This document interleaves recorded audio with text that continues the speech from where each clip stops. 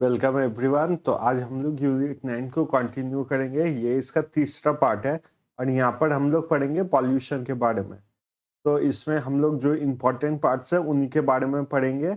इसमें सबसे पहले पढ़ेंगे हम लोग एयर पॉल्यूशन के बारे में। सबसे पहले बात करेंगे हम लोग एयर पॉल्यूशन के बारे में। एयर पॉल्यूशन किन चीज़ों से होता है और ये कैसे हमारी हेल्थ को इफेक्ट करता है। फिर पढ़ेंगे London smog, Los Angeles smog के बारे में, गवर्नमेंट इनिशिएटिव्स के बारे में, वाटर पॉल्यूशन जिसमें पढ़ेंगे हम लोग पॉइंट सोर्स और नॉन पॉइंट सोर्स क्या होते हैं, सॉइल पॉल्यूशन के बारे में, नॉइस पॉल्यूशन के बारे में, और एक टॉपिक है रेडिएशन पॉल्यूशन। तो ये सब टॉपिक्स कंप्लीट करने के बाद जो पॉल्यूशन का चैप्टर है यूनिट 9 में वो हम लोग का कंप्लीट हो जाएगा। अगर आप इसका जो लेक्चर होगा उसका पीडीएफ डाउनलोड करना चाहते हैं तो डिस्क्रिप्शन में जाके आप पीडीएफ डाउनलोड कर सकते हैं। तो सबसे पहले बात करेंगे एयर पॉल्यूशन के बारे में। तो एयर पॉल्यूशन के बारे में अगर बात की जाए तो एयर पॉल्यूशन क्या होता है। एयर पॉल्यूशन एयर पॉल्यूशन हमारे अर्थ में जो नॉर्मल कंसिस्टेंसी है गैसेस के उससे ज़्यादा अगर कुछ भी और गैसेस ऐड किए जाए जिससे हमारी हेल्थ के ऊपर इफेक्ट पड़े उसको कहा जाता है आपका एयर पॉल्यूशन। तो एयर पॉल्यूशन दो तरीके के होते हैं, एक होता है आपका प्राइमरी और दूसरा होता है आपका सेकेंडरी पॉल्यूटेंट। तो सबसे पहले बात करते हैं प्राइमरी पॉल्यूटेंट के बारे में। प्राइमरी पॉल्यूटेंट क्या होता है, ये मतलब स्टार्टिंग से फ्रॉम द बिगिनिंग जब से ये स्टार्ट होते हैं वहीं से पॉल्यूशन करते हैं।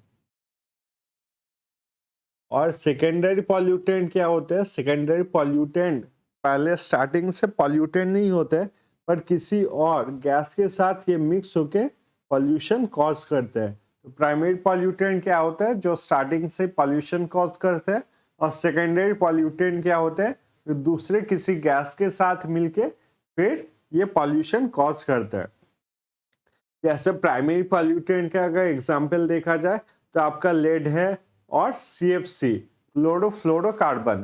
तो ये दोनों हो गए आपके एग्जाम्पल्स ऑफ प्राइमरी पॉल्यूटेंट। और सेकेंडरी पॉल्यूटेंट में क्या है, तो सेकेंडरी पॉल्यूटेंट में आपका स्मॉग। स्मॉग क्या होता है, स्मॉग होता है आपका स्मोक स्मोक प्लस फॉग। तो स्मोक क्या होता है, स्मोक होता है धुआं, और फॉग क्या होता है, फॉग जैसे कि आप देखेंगे ठंड के समय पे जब सुबह को आप घर से निकलते हैं तो लगता है आसमान के में जितने भी बादल से वो सब नीचे आ गए हैं। तो ये होता है आपका फॉग, ये ज्यादातर आपके ठंड के समय पे ही होता है। तो फॉग और स्मोक जब एक साथ मिल जाते हैं तो क्या होता है, आपका क्रिएट होता है स्मोक स्मॉग। तो यहाँ पर आप देखिए सेकेंडरी पॉल्यूटेंट क्यों कहा जा रहा है, क्योंकि फॉग अगर आप देखें अकेला जब फॉग रहता है तब ये किसी तरीके का पॉल्यूटेंट नहीं होता, ये हमारे हेल्थ के लिए या फिर प्लांट्स और एनिमल्स के हेल्थ के लिए ये बेनिफिशियल होता है, ये बुरे किसी भी तरीके से नहीं होता है। पर वहीं पे जब हम लोग फॉग और स्मोक को ऐड कर देते हैं तब ये हमारे लिए हार्मफुल हो जाता है और बनाता है स्मोक। तो इससे क्या होता है, इससे हमारे हेल्थ के ऊपर काफी इफेक्ट पड़ता है, प्लांट्स के ऊपर इफेक्ट पड़ता है और विजिबिलिटी भी बहुत लो कर देता है। क्योंकि अगर हम लोग खाली फॉग की बात करें इसमें क्या होता है, आपके सुबह के टाइम पे होता है और जैसे ही सनलाइट आने लगता है तो आपका ये फॉग जो है वो आस्ते आस्ते खत्म हो जाता है। पर जब ये स्मॉग क्रिएट हो जाता है कि स्मोक के साथ मिलता है तो ये सनलाइट पड़ने पर भी ये खत्म नहीं होता है और विजिबिलिटी और रोड ट्रैफिक को काफी नुकसान पहुंच जाता है। अभी इसके बारे में पढ़ेंगे। इसको अगर देखा जाए तो दो टाइप्स के हैं, एक है आपका लंदन स्मॉग और दूसरा है आपका लॉस एंजलिस स्मॉग। एक है आपका लंदन स्मॉग और लॉस एंजलिस स्मॉग। जैसे नाम से ही पता चल रहा है ये हुआ था आपके लंदन में। तो ये कहां पर हुआ था, ये इंग्लैंड में हुआ था और ये काफी टाइम तक इंग्लैंड में काफी ज्यादा प्रॉब्लम क्रिएट किया था। इसके वजह से आपका जो स्मॉग हुआ था वहां पर काफी एक्सीडेंट भी हुए थे और लोगों का तबीयत भी काफी खराब हुआ था। पूरे यूनाइटेड किंगडम में। तो लंडन स्मॉग को जो है इसे सल्फ्यूरस स्मॉग भी कहा जाता है। अब नाम से ही पता चल सकता है कि ये स्मॉग किस वजह से हुआ था। तो ये हुआ था because of the smoke of sulphur dioxide. कि फॉग के साथ आपका सल्फर डाइऑक्साइड मिक्स हो गया था और इसके वजह से हुआ था आपका लंडन स्मॉग। और ये किस टाइम पे हुआ था ये आपको याद रखना है। ये हुआ था आपके विंटर के टाइम पे। ठंड के टाइम पे आपके यहाँ पर हुआ था लंडन स्मॉग। और इससे क्या होते थे तो थ्रोट इरिटेशन, जैसे कि आपका काशी हो गया, सर्दी हो गया, ये सब थ्रोट इरिटेशन। थ्रोट इरिटेशन मतलब क्या होता है गले में और ब्रीदिंग डिफिकल्टी, सांस लेने में डिफिकल्टी होता था। तो ये होते थे लंडन स्मॉग के कुछ कैरेक्टरिस्टिक्स। और दूसरा जो था वो था लॉस एंजलिस स्मॉग। ये भी नाम से पता चल रहा है कि लॉस एंजलिस में हुआ था। तो लॉस एंजलिस कहाँ पर है यूएसए में। तो वहाँ वहाँ हुआ था आपका लॉस एंजलिस स्मॉग। तो इसमें क्या है तो नाम दिया गया था फोटोकेमिकल स्मॉग। फोटोकेमिकल स्मॉग से पता चल रहा है ये कब हुआ था समर के टाइम पे। फोटो का मतलब क्या होता है फोटो का मतलब होता है आपका सनलाइट।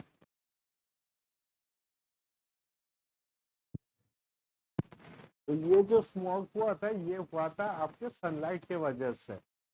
फोटोकेमिकल स्मॉग समर के टाइम पे हुआ था। और इसमें one of the main chemicals जो था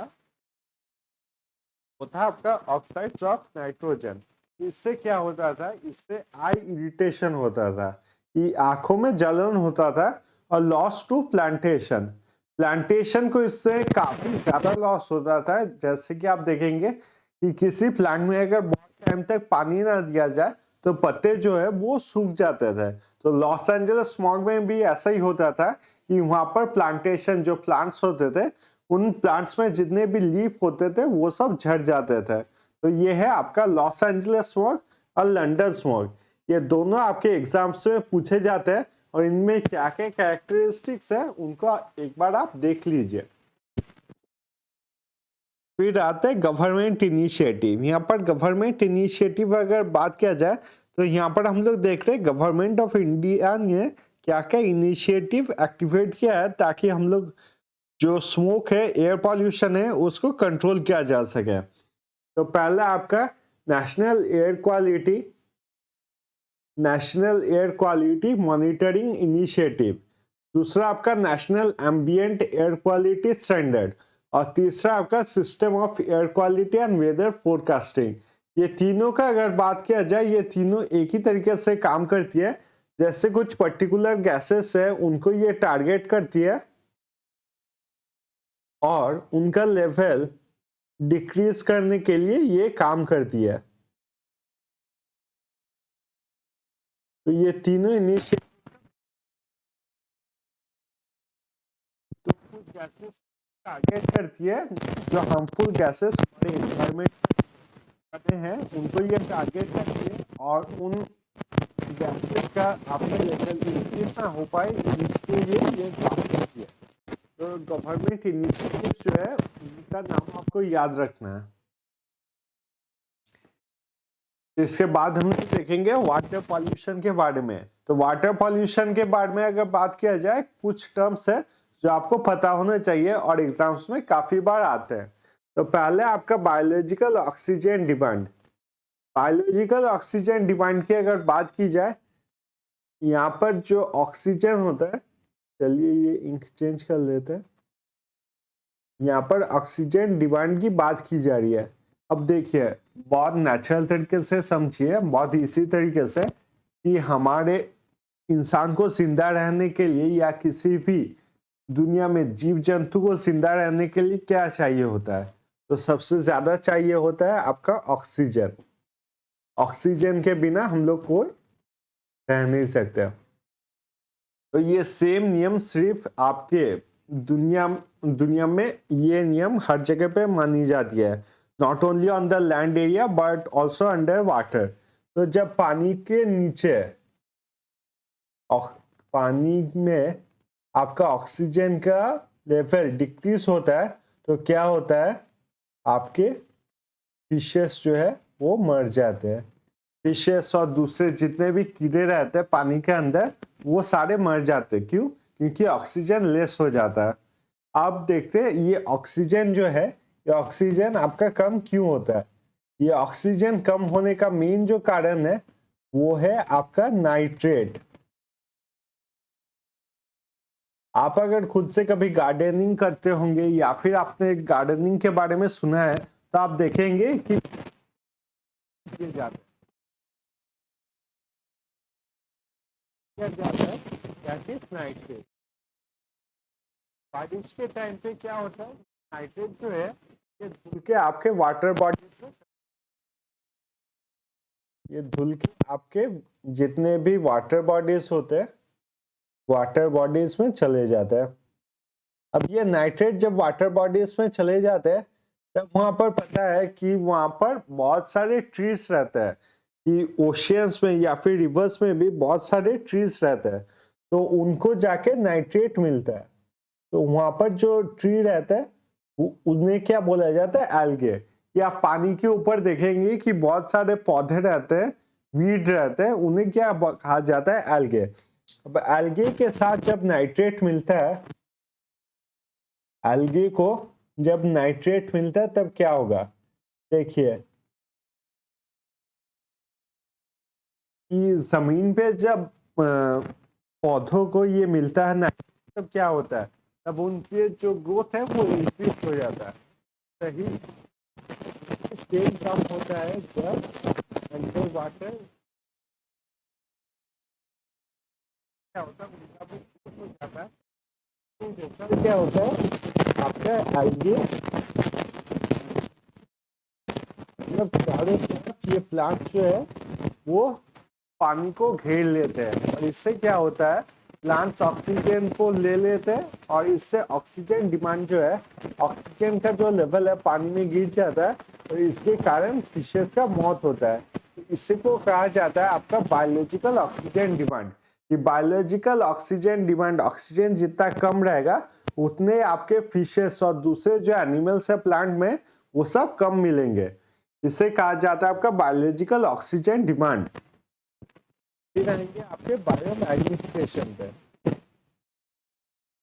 बायोमैग्निफिकेशन, बायोमैग्निफिकेशन में क्या होता है, कोई एक केमिकल जब कोई फिशेस खा लेते हैं और उसी फिश को दूसरा कोई एनिमल या फिर दूसरा कोई इंसान खा लेता है, तो जो आपका केमिकल का जो परसेंटेज होता है वो इंक्रीज होता रहता है और उस बड़े एनिमल को वो इफेक्ट करता है। जैसे कि यहाँ पर एग्जाम्पल से समझेंगे, देखिए कि कोई केमिकल है उसको पहले कोई मछली खा लेगा, ठीक है, तो मछली को क्या कोई खा लेगा, पेंगुइन को जो है कोई सील जो है इसे खा लेगा। तो इससे क्या होगा, फिश में मान लीजिए अगर कोई केमिकल है, मान लीजिए कोई केमिकल है उसका 1 ग्राम गया है केमिकल, तो पेंगुइन जब इस फिश को खाएगा तो क्या होगा, पेंगुइन के अंदर वो केमिकल बढ़कर 10 ग्राम हो जाएगा। अब इसी पेंगुइन को जब सील खाएगा तब क्या होगा, वो केमिकल बढ़ के सील में 100 ग्राम हो जाएगा। तो इससे आपके सील को या फिर जो भी एनिमल्स इसको खाएगा उस पर बहुत बुरा इफेक्ट पड़ता है। तो इससे कहा जाता है आपका बायोमैग्निफिकेशन। जैसे कि मिनामाटा बे के बे में केस हुआ था जहाँ पर जो फिशेस इफेक्टेड थे उनको इंसानों ने खा लिया था, और इससे सबसे ज्यादा इफेक्ट हुआ था आपके बच्चों के ऊपर। इससे कहा जाता है आपका बायोमैग्निफिकेशन। फिर है आपका यूट्रोफिकेशन। यूट्रोफिकेशन आपका सेम है, यहाँ पर जो हम लोग ने पढ़ा था बायोलॉजिकल ऑक्सीजन डिमांड में, यही है आपका यूट्रोफिकेशन। यूट्रोफिकेशन में क्या होता है, जो फार्मर्स होते हैं वो फार्मर्स अपने प्लांट को ग्रोथ करवाने के लिए उसमें नाइट्रेट देते हैं। अब नाइट्रेट देने के बाद क्या होता है, मान लीजिए जब बारिश होता है, बारिश में क्या होता है, जो भी नाइट्रेट है फर्टिलाइजर्स है वो सब धुल के कहाँ पर जाता है, वो सब धुल के जाते हैं आपके वाटर बॉडीज में। अब जब वो वाटर बॉडीज पे जाते हैं तो वाटर बॉडीज पे गिरने के बाद आपके वाटर बॉडीज में कई तरीके के प्लांट्स होते हैं, जिनमें से एक होता है आपका एल्गे। तो एल्गे को जब ये फर्टिलाइजर्स मिलते हैं, नाइट्रेट्स मिलते हैं, तो फर्टिलाइजर्स और नाइट्रेट्स एक साथ काम करने से क्या होता है, एल्गे का जो परसेंटेज है वो बहुत ज्यादा बढ़ जाता है। तो इससे क्या होता है आपका एल्गे ब्लूम। तो इसी प्रोसेस को आपका कहा जाता है यूट्रोफिकेशन। फिर हम लोग वाटर पॉल्यूशन के बारे में अगर बात करें तो वाटर पॉल्यूशन दो तरीके से होता है। एक होता है पॉइंट सोर्स और दूसरा होता है non point source. Point source का मतलब क्या होता है कि सिर्फ एक जगह से पॉल्यूशन हो रहा है। जैसे मान लीजिए कोई फैक्ट्री है, कोई नदी के पास कोई फैक्ट्री है, तो उसी फैक्ट्री में से जितने भी वेस्ट है वो सब जा रहे हैं आपके पानी के अंदर। अगर फैक्ट्री बंद कर दिया जाएगा तो वहां पर पॉल्यूशन भी कंट्रोल हो जाएगा। ये होता है आपका पॉइंट सोर्स कि किसी एक पर्टिकुलर जगह से आपका जितना कचरा है वो सब निकल रहा है। फिर नॉन पॉइंट सोर्स का मतलब क्या होता है? नॉन पॉइंट सोर्स का मतलब होता है मेनी, कि एक पॉइंट नहीं है, बहुत सारे जगहों से पानी में गंद पॉल्यूशन किया जा रहा है। जैसे कि आप मान लीजिए कि म्यूनिसिपैलिटी वेस्ट में क्या होता है, सभी घरों में से आपके ऑर्गेनिक वेस्ट और नॉन ऑर्गेनिक वेस्ट, साबुन, फिर जानवरों को नहलाया जाता है, बहुत सारे गंद जो है एक साथ पानी में डाला जाता है। पर इसके सोर्स काफी सारे होते हैं। जैसे कि यहाँ पर भी आप नॉन पॉइंट का ही एग्जाम्पल है। जैसे यहाँ पर पानी धुल के जाता है नाइट्रेट का, नाइट्रेट के पानी वाटर बॉडीज में मिलते हैं। तो ये क्या होता है, जितने भी एग्रीकल्चरल लैंड्स है सभी में से आपका पानी जो है वो धुल के वाटर बॉडीज में मिल जाता है। तो ये किसी वन पॉइंट से नहीं होता है, ये नॉन पॉइंट सोर्स होता है, मतलब मेनी सोर्सेस। अब कुछ केमिकल्स के बारे में देख लेंगे कि जो केमिकल सबसे ज्यादा वाटर पॉल्यूशन करते हैं। तो सबसे पहला है आपका मर्करी, फिर है आपका पेस्टिसाइड, फ्लूराइड, नाइट्रेट और आर्सेनिक। तो ये सीक्वेंस वाइज आपको याद नहीं रखना है, सिर्फ आप याद रखेंगे कि कौन से केमिकल से आपका ह्यूमन बॉडीज में ह्यूमन बॉडीज में क्या इफेक्ट होता है। इसे एक बार आप देख लीजिएगा बस, और इसमें ज्यादा कुछ याद रखने के लिए है नहीं। फिर हम लोग पढ़ेंगे सॉइल पॉल्यूशन। सॉइल पॉल्यूशन काफी इजी है। सॉइल पॉल्यूशन में आपको कुछ याद रखना नहीं है, सिर्फ एक बार देख लीजिए। इसमें अगर सॉइल पॉल्यूशन देखा जाए तो सॉइल को जो है चार हिस्सों में डिवाइड किया जाता है, ओ, ए, बी, सी, हॉराइजन। तो सबसे पहले हम लोग बात करेंगे ओ हॉराइजन के बारे में। तो सबसे पहला जो लेवल होता है अर्थ में सॉइल का, उसे कहा जाता है आपका ओ हॉराइजन। ओ हॉराइजन क्या होता है, सबसे टॉप लेवल, जहां पर आप देखे होगी कि पत्ते गिरते हैं, फिर ब्रांचेस। तो सबसे जो टॉप लेवल होता है उसे कहा जाता है ओ हॉराइजन। फिर आता है आपका ए हॉराइजन। ओ हॉराइजन के नीचे जो लेवल होता है उसे कहा जाता है आपका ए हॉराइजन। जैसे यहाँ पर मान लीजिए प्लांट है, यहाँ पर एक प्लांट है, तो प्लांट के रूट्स जहां तक पहुंचते हैं, प्लांट के रूट है जहां तक पहुंचते हैं, उसे कहा जाता है आपका ए हॉराइजन। तो ये आपका सेकेंड लेवल हो गया, सेकेंड लेवल। फिर आते हैं हम लोग बी हॉराइजन। बी हॉराइजन कहाँ हो गया? आपको पता है कि जब भी वेल्स बनाए जाते हैं तब बहुत नीचे तक अर्थ का खुदाई किया जाता है, वेल्स, फिर आपके डिफरेंट टाइप्स ऑफ माइंस, ये सब के लिए अर्थ में बहुत नीचे तक आपका मिट्टी को खोदा जाता है। तो उसके लिए जो होता है वो हम लोग कहाँ जाते हैं, टू द बी हॉराइजन। ये क्या हो गया, ये हो गया आपका थर्ड लेवल।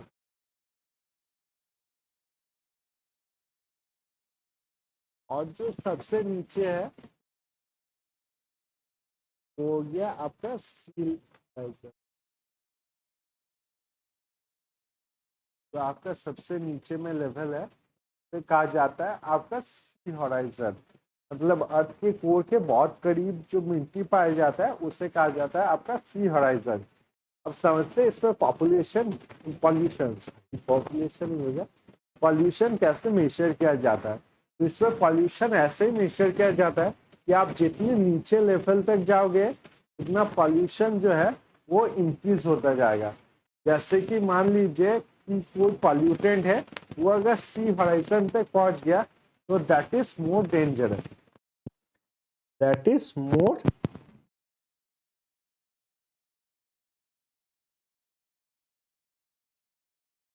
अगर कोई पॉल्यूटेंट है, सेम पॉल्यूटेंट अगर सिर्फ वो हॉराइजन तक पहुंचा देन दैट इज ये।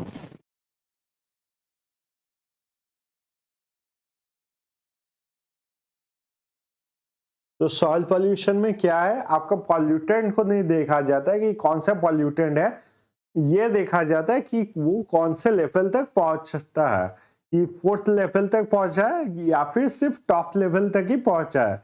तो जितना अंदर के लेवल तक पहुंचेगा सॉइल पॉल्यूशन में पॉल्यूटेंट ने उतना ही ज्यादा पॉल्यूशन किया है। तो ये है आपका सॉइल पॉल्यूशन।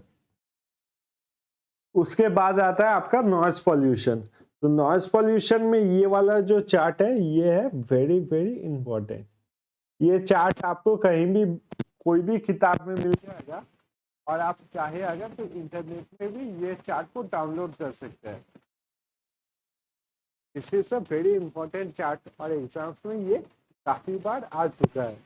तो एक बार इस चार्ट को देख लेंगे। पहला जो है, पहला जो डिफरेंस किया गया वो है एरिया कि डिफरेंट एरियाज में कितना नॉइज लेवल अलाउ किया जाता है। तो पहले हम लोग का हाईएस्ट, फिर है हम लोग का लोएस्ट। तो सबसे पहले आता है इंडस्ट्रियल एरिया। इंडस्ट्रियल एरिया क्या होता है, इंडस्ट्रियल एरिया वो सब जगह होता है जहाँ पर आपके फैक्ट्रीज बनाए गए हैं। मान लीजिए कोई फैक्ट्री है जिस जगह में इंडस्ट्रियल एरिया, उन्हें कहा जाता है आपका इंडस्ट्रियल जोन। इसमें हाईएस्ट साउंड लेवल है वो हो सकता है 75 डेसिबल तक और जो लोएस्ट साउंड लेवल हो सकता है वो है 65 डेसिबल तक।